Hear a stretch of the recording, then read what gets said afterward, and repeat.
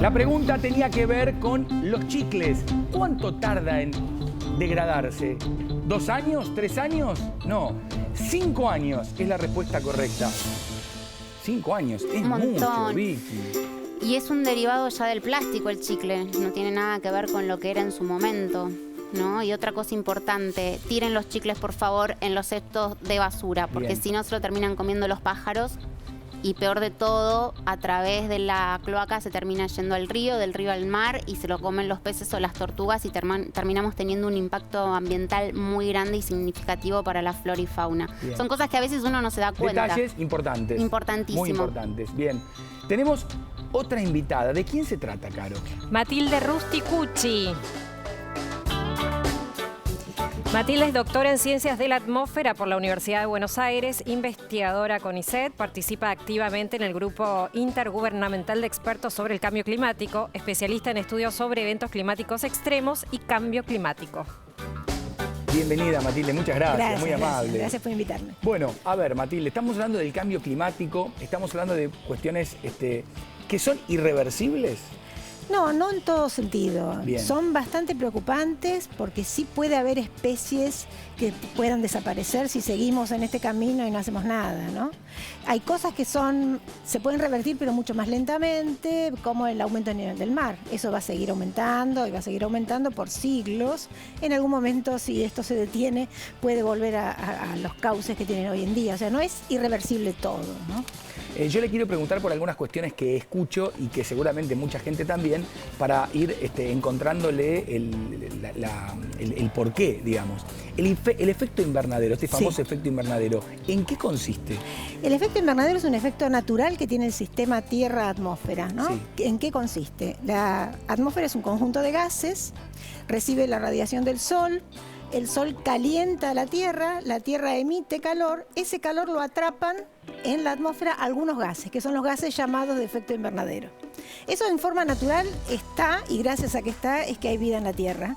Gracias a que está ese efecto invernadero es que podemos vivir nosotros, tenemos la temperatura adecuada para vivir y todo el sistema. Ahora, ¿qué pasó? Cuando el hombre empezó a descubrir el petróleo y a utilizar el petróleo, empezó a emitir más cantidad de gases de efecto invernadero de lo que ya tenía la atmósfera, que es el famoso dióxido de carbono. Exacto. Entonces, al hombre interactuar con su medio ambiente de esa forma, emitiendo dióxido de carbono, aumenta el poder de efecto invernadero. Entonces, si tenemos una capa de gases de efecto invernadero que atrapa el calor, aumenta la temperatura, que fue la primera reacción al cambio climático. ¿Qué es el agujero de ozono? Bien, el agujero de ozono el ozono es uno de los tantos gases que también tiene la atmósfera, que tiene su máximo a 30 kilómetros de altura de la atmósfera, la mayor concentración, y que tiene la misión de filtrar los rayos ultravioletas, que son perjudiciales para la salud, ¿ok? Todo eso en un estado de equilibrio. El hombre empezó a usar unos clorofluorocarbonos, unos componentes en los aerosoles, en la espuma de goma, en otras actividades. Esos clorofluorocarbonos se liberan a la atmósfera y fueron destruyendo el ozono. Y se generó no fue un agujero literalmente, pero sí, yo lo llamo agujero de ozono para interpretar mejor, un adelgazamiento de la capa de ozono. Por la dinámica, por cómo se mueve el aire en la atmósfera, ese agujero queda fijo en el hemisferio sur, sobre Antártida, sobre el sur, sobre nuestras latitudes. A eso se llama agujero de ozono. Y eso es irreversible. Eso. Bueno, no. Ahí Porque está. ¿qué pasó? Como se descubrió cuál fue la causa de esa destrucción del agujero de ozono, que fueron los clorofluorocarbonos, este tipo de gases, se hizo un acuerdo hace muchos años en Montreal de, cambiemos estos gases. Estos gases son los que destruyen el agujero de ozono, y eso es el mejor ejemplo de cómo cuando los gobiernos quieren, se puede. Se dejó de utilizar esos gases, se cambió por otro tipo de gases para los mismos aerosoles que tenemos hoy, o para la espuma de goma y para la refrigeración principalmente. Y entonces se dejó de emitir esos gases. Entonces el ozono se está recomponiendo. O sea, que esos aerosoles que dicen no daña el medio ambiente, lo dicen de verdad. No daña el agujero de ozono, Claro. claro, porque cambiaron esos gases clorofluorocarbonos, no se utilizan más. Bueno, ¿Y mejor. cómo estamos a nivel industrias y fábricas con respecto al medio ambiente? ¿Hay colaboración? ¿Hacen lo que quieren? Y ahí es muy difícil, ¿no? Hay algunas grandes empresas multinacionales que tienen ya la conciencia del medio ambiente desde que viene de afuera principalmente, que entienden que tienen que colaborar. Entonces hay muchas acciones a favor del medio ambiente, lo que hablaban de del reciclado de residuos y en otros aspectos también. O sea que hay empresas que sí están preocupadas y tienen cierta conciencia, pero no nos engañemos, van a tener más conciencia cuando las leyes se lo indican, claro. Exacto. Matilde, en cuanto a la tala de árboles, digamos, ¿es lo mismo si en un lugar donde se tala se vuelve a plantar, digamos, el árbol genera la misma recuperación del ambiente?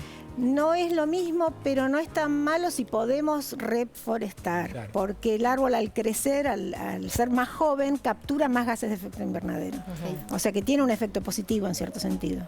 Pero no es que sabe todo, va sintiendo. Sí, porque es como...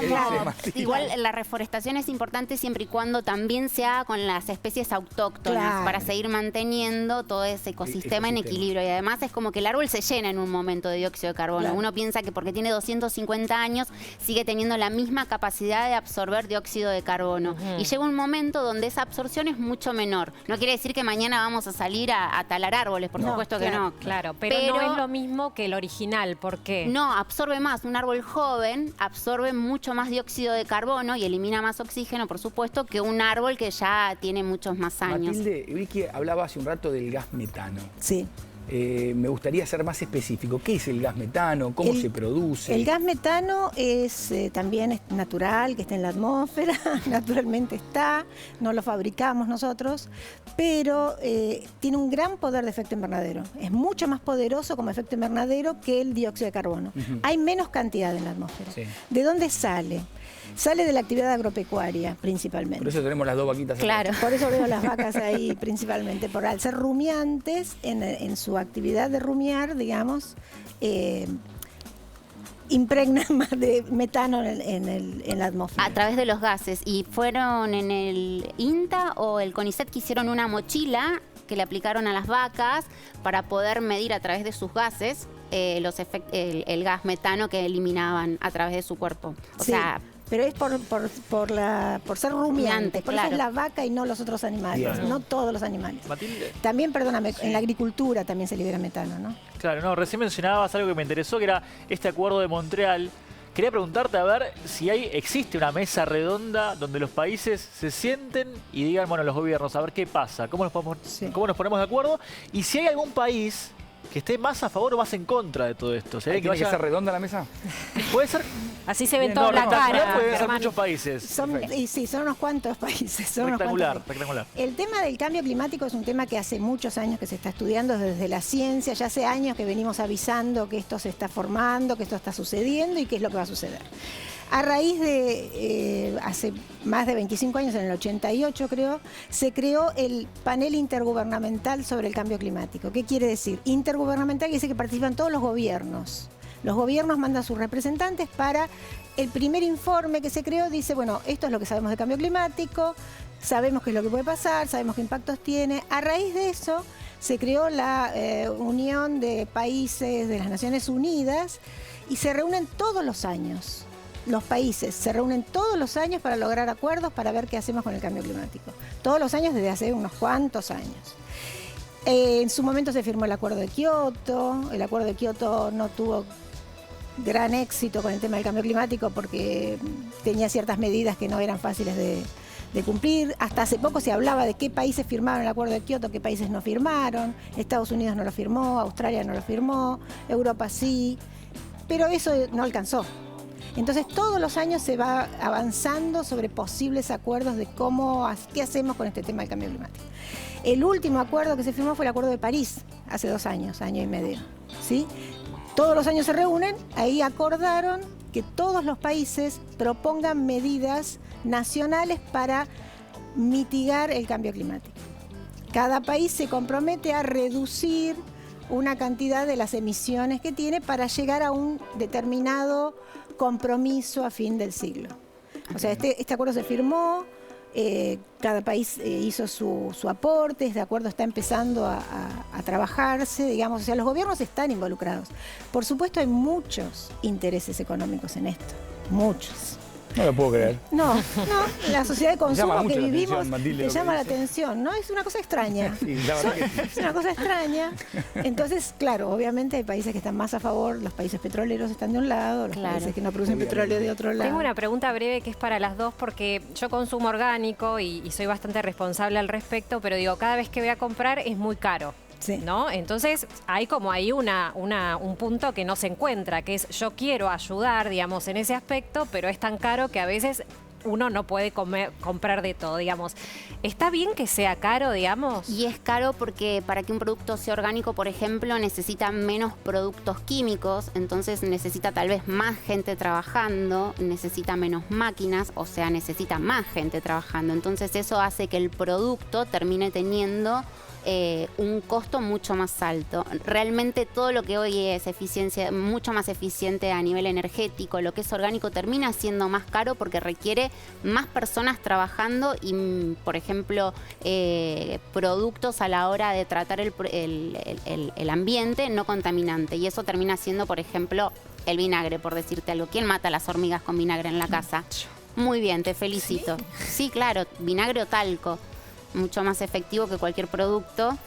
Sin embargo, muy poca gente Pulgas lo también, sabe. si tienen perros pueden ponerle No, vinagre. ¿qué tal? ¿Algún otro truquito así? Porque yo no tenía ni idea que con el vinagre se podía matar. Yo no sabía, lo voy a usar, ¿eh? Sí. Bueno, En el baño. ¿Algún otro truquito así fácil para poder hacer en casa tenés?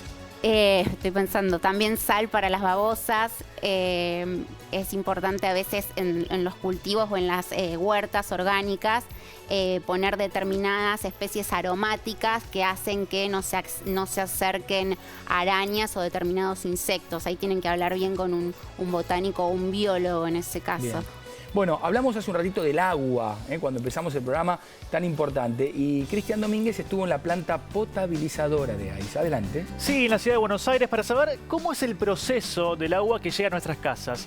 Y es complejo, es difícil, es largo. Y después de que veas esta nota, vas a querer cuidar el agua muchísimo más.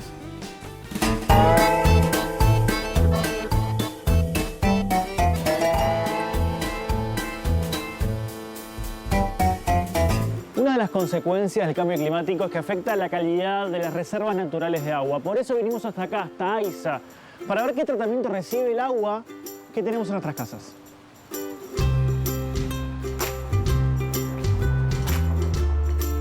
¿Qué es la potabilización del agua y por qué es necesaria? Bueno, lo que se hace básicamente en esta planta es transformar el agua de río en agua potable, es decir, en agua apta para el consumo humano. Lo que le sacamos básicamente tiene que ver con materia orgánica, arcilla y bacterias. ¿Cómo se hace ese proceso? Ese proceso es un proceso que consta de 7 pasos. El primero tiene que ver con la captación del agua que hacemos en una torre toma que está internada a 1200 metros en el Río de la Plata. Después hay 6 pasos más que si querés los podemos ir viendo. Vamos a ver. Vamos.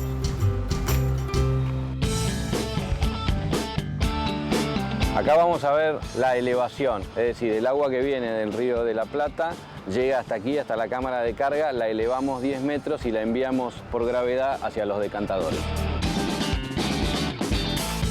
Ya elevamos el agua del río 10 metros, cae por gravedad y ahora ¿qué pasa? Ahora estamos en el tercer paso que tiene que ver con la coagulación y la floculación. Se le adiciona coagulante al agua y un polielectrolito. Eso hace que se vayan formando lo que nosotros llamamos flocs de arcilla. Tenemos los floculadores que están ahí atrás que colaboran en ese proceso y después en los decantadores el agua esa va en la superficie a tener mayor claridad que en el fondo donde se van a ir depositando todos esos flocs. Estos son los decantadores. Sí, acá estamos en los decantadores, el agua superficial ingresa en estos canales, ya la vemos que está mucho más limpia que al inicio del proceso y se va al gran canal decantador que lleva el agua hacia los filtros. Esta agua está muchísimo mejor que la de atrás, pero todavía le falta un poco. Sí, está mucho mejor que atrás, pero todavía le faltan 2 etapas de proceso.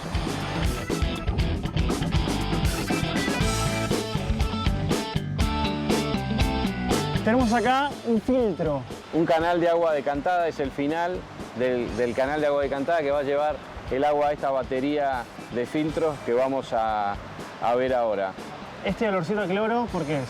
Porque acá pasa una solución clorógena, como le dicen acá, que después, una vez que filtremos el agua, se va a utilizar para la desinfección.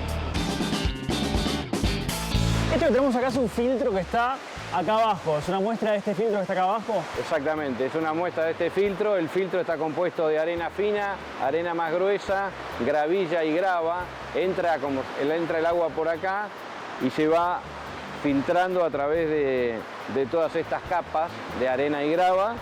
Después, cuando sale el agua ya limpia completamente, porque ahí quedan todos los restos de cualquier flux que pudiera haber pasado, se va a las reservas, lo desinfectamos con cloro y después lo alcalinizamos, porque en el proceso de cloración se le cambia el pH al agua, es decir, se pone más ácida. Por lo tanto, con una solución de cal se alcaliniza para que quede un pH neutro. O sea, esto que en realidad yo pensaba que ensucia el agua, no la ensucia en realidad, la está filtrando, por más que pase por la arena, todo lo feo que tiene queda contenido acá. Exactamente, todo lo que no se retuvo en el proceso anterior, que retiene algo así como el 95% de bacterias y 90% de arcilla, queda contenido acá. Y después, obviamente, en el proceso de desinfección, con la adición de cloro, se matan todas las bacterias. Perfecto.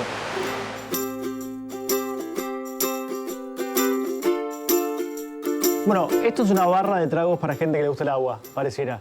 ¿Qué es esto? Hay un solo trago que se puede tomar, que es aquel. ¿Esta es el agua potabilizada ya? Esa ya es el agua potabilizada que acabamos de sacar de la canilla. Esta es agua como viene del río. Sí.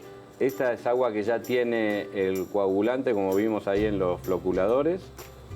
Esta ya es agua decantada. Cuando veíamos, por ejemplo, esta agua es la misma que veíamos en el canal de agua decantada que llevaba los filtros. Claro, que tienen la arcilla abajo. Exactamente. Tienen algunos flux abajo.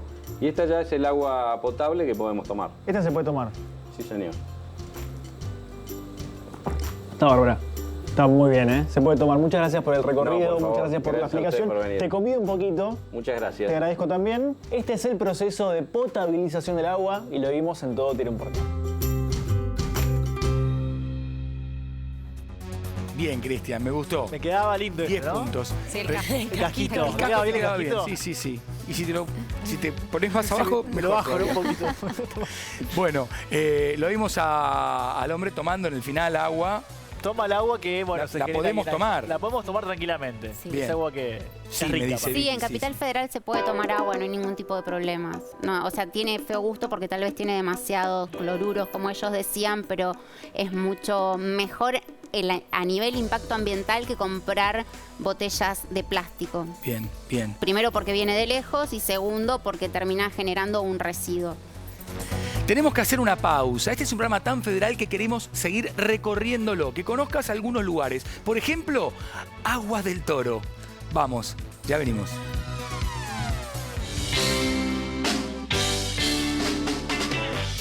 En la provincia de Mendoza, 200 kilómetros al sur de su capital y a 80 kilómetros de la ciudad de San Rafael, se encuentra el embalse Agua del Toro. La central hidroeléctrica se creó en el año 1982 con el fin de regular los caudales para la obtención de energía.